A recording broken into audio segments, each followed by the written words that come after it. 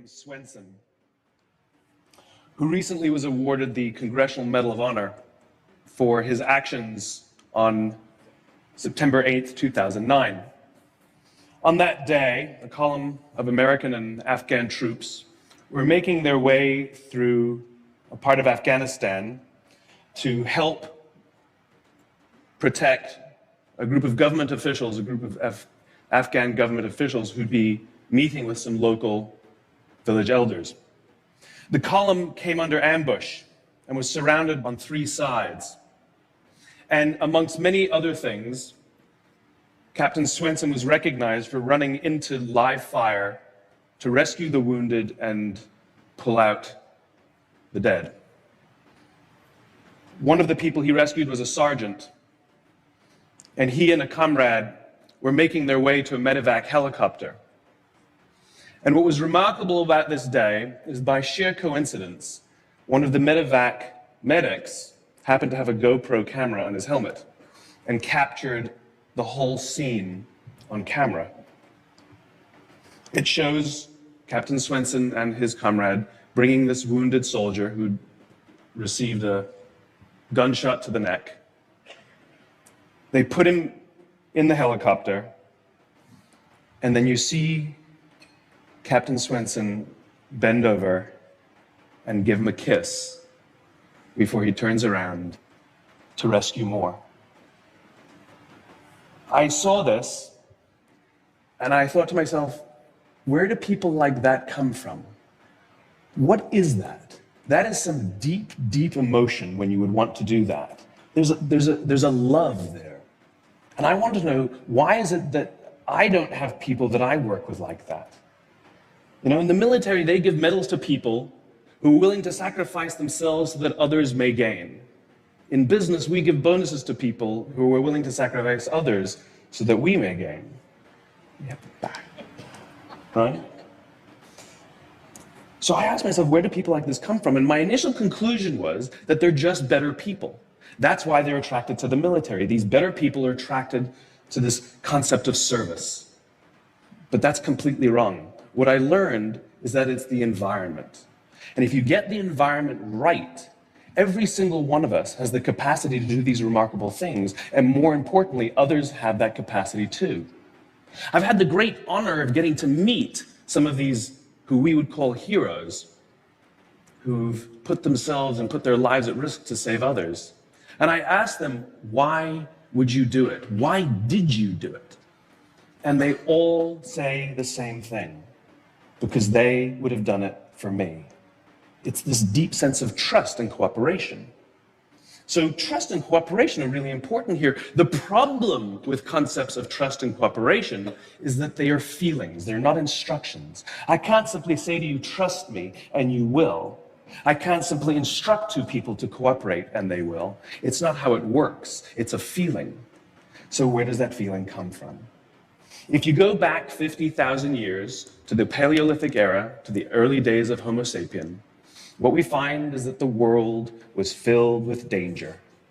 All of these forces working very, very hard to kill us. Nothing personal.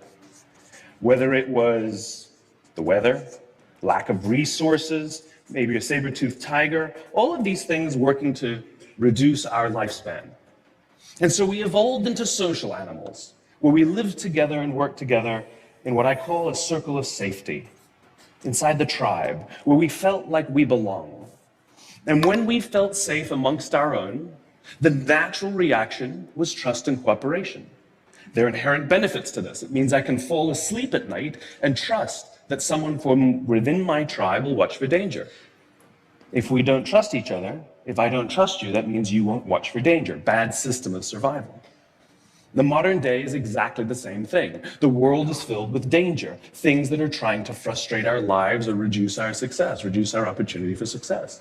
It could be the ups and downs of an economy, the uncertainty of the stock market. It could be a new technology that renders your business model obsolete overnight.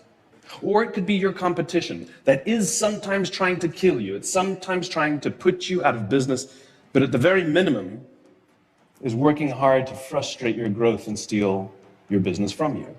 We have no control over these forces. These are a constant and they're not going away. The only variable are the conditions inside the organization. And that's where leadership matters, because it's the leader that sets the tone. When a leader makes the choice to put the safety and lives of the people inside the organization first, to sacrifice their comforts and sacrifice the tangible results so that the people remain and feel safe and feel like they belong, remarkable things happen. I was flying on a trip, and I was witness to an incident where a passenger attempted to board before their number was called. And I watched the gate agent treat this man like he had broken the law, like a criminal. He was yelled at for attempting to board one group too soon. So I said something. I said, why do you have to treat us like cattle? Why can't you treat us like human beings? And this is exactly what she said to me. She said, "Sir, if I don't follow the rules, I could get in trouble or lose my job." All she was telling me is that she doesn't feel safe. All she was telling me is that she doesn't trust her leaders. The reason we like flying Southwest Airlines is not because they necessarily hire better people, it's because they don't fear their leaders. You see, if the conditions are wrong, we're forced to expend our own time and energy to protect ourselves from each other. And that inherently weakens the organization. When we feel safe inside the organization, we will naturally combine our talents and our strengths and work tirelessly to face the dangers outside and seize the opportunities. The closest analogy I can give to what a great leader is, it's like being a parent. If you think about what being a great parent is, what do you want? What makes a great parent? We want to give our child opportunities, education, discipline them when necessary, all so that they can grow up and achieve more than we could for ourselves. Great leaders want exactly the same thing. They want to provide their people opportunity, education, discipline when necessary, build their self-confidence, give them the opportunity to try and fail, all so that they could achieve more than we could ever imagine for ourselves. Charlie Kim, who's the CEO of a company called NextJump in New York City, a tech company, he makes the point that if you had hard times in your family, would you ever consider laying off one of your children? We would never do it. Then why do we consider laying off people inside our organization? Charlie implemented a policy of lifetime employment. If you get a job at NextJump, you cannot get fired for performance issues.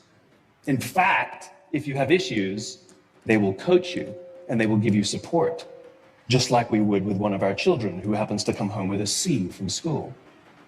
It's the complete opposite. This is the reason so many people have such a visceral hatred, sort of anger at some of these banking CEOs with their disproportionate salaries and bonus structures. It's not the numbers. It's that they have violated the very definition of leadership. They have violated this deep-seated social contract. We know that they allowed their people to be sacrificed so that they could protect their own interests. Or worse, they sacrificed their people to protect their own interests. This is what so offends us, not the numbers. Would anybody be offended if we gave a $150 million bonus to Gandhi? How about a $250 million bonus to Mother Teresa? Do we have an issue with that? None at all. None at all. Great leaders would never sacrifice the people to save the numbers. They would sooner sacrifice the numbers to save the people. Bob Chapman, who runs a large manufacturing company in the Midwest called Barry Waymiller, in 2008, he was hit very hard by the recession, and they lost 30% of their orders overnight. Now, in a large manufacturing company, this is a big deal.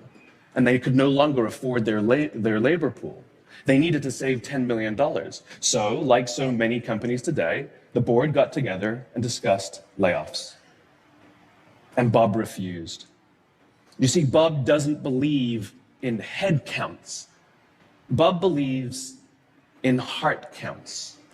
And it's much more difficult to simply reduce the heart count. And so they came up with a furlough program. Every employee from secretary to CEO was required to take 4 weeks of unpaid vacation. They could take it any time they wanted, and they did not have to take it consecutively. But it was how Bob announced the program that mattered so much.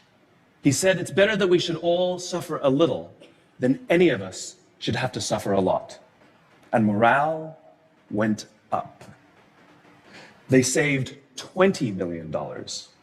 And most importantly, as would be expected, when the people feel safe and protected by the leadership in the organization, the natural reaction is to trust and cooperate. And quite spontaneously, nobody expected, people started trading with each other. Those who could afford it more would trade with those who could afford it less. People would take 5 weeks so that somebody else only had to take 3. Leadership is a choice. It is not a rank. I know many people at the senior-most levels of organizations who are absolutely not leaders. They are authorities, and we do what they say because they have authority over us, but we would not follow them.